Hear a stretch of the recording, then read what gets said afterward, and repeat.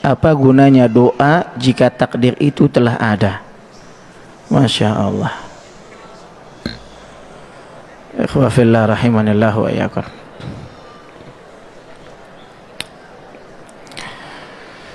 Beriman terhadap takdir ini adalah salah satu daripada rukun iman. Ya, rukun iman. Ya. Artinya setiap segala sesuatu yang terjadi dan akan terjadi sampai hari kiamat, ya, semuanya telah ditetapkan dan ditakdirkan oleh Allah Subhanahu wa taala di Lauhil Mahfuz. Ya. Dan Nabi SAW telah mengatakan rufi'atil aqlam wa jaffatis suhuf. Pena itu telah diangkat. Ya, dan lembaran-lembaran itu telah mengering. Ya. Artinya sudah ada ketetapannya di sisi Allah Subhanahu wa taala. Taib, lantas kenapa kita berdoa, Ustaz? Yang nyuruh kita doa itu siapa? Yang nyuruh kita doa siapa?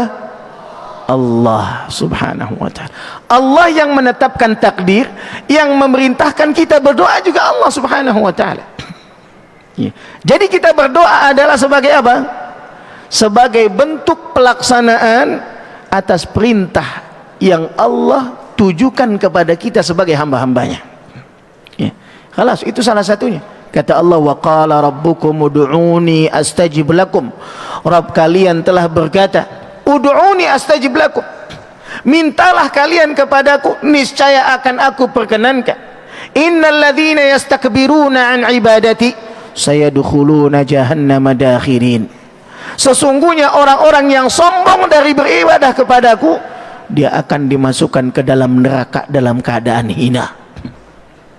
Ya. Jadi doa ini adalah ibadah yang kita diperintahkan untuk melakukannya. Ya.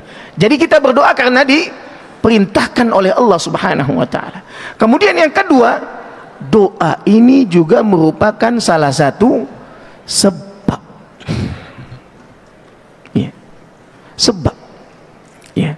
Ketentuannya sudah ada. Nah, dan Allah ketika menciptakan sesuatu, Allah juga menciptakan sebabnya. Antum sudah ditetapkan oleh Allah Azza wa Jalla hidup di dunia ini sampai sekian tahun. Taib.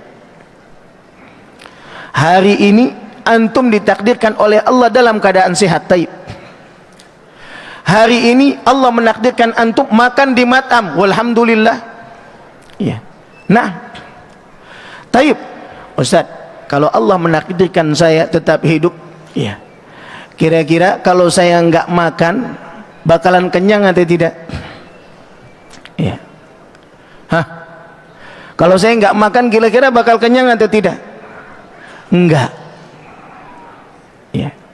Nah, kenapa? Karena untuk apa? Untuk bisa kenyang mesti makan. Ya. Makan ini adalah sebabnya.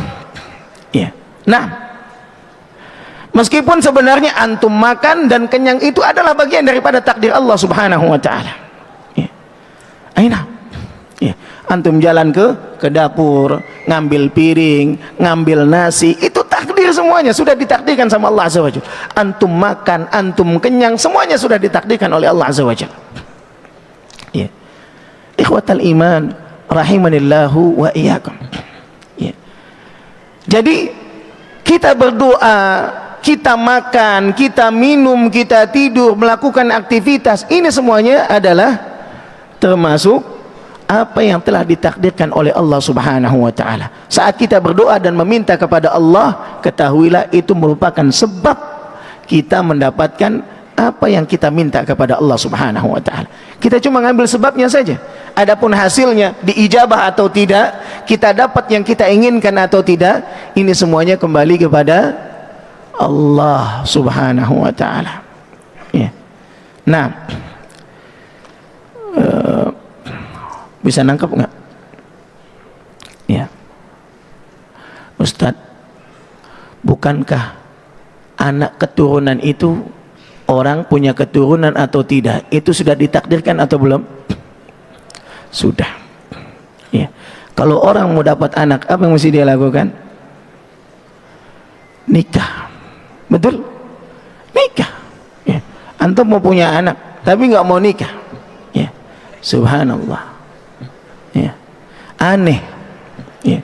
Meskipun anak itu adalah takdir, tapi kita mesti apa? Ambil sebabnya. Mau punya anak nikah, ya, ya. Begitu juga dengan harta benda, ya. Antum mau makan, gitu kan? Antum mau punya uang, mesti apa? Itu takdir atau tidak?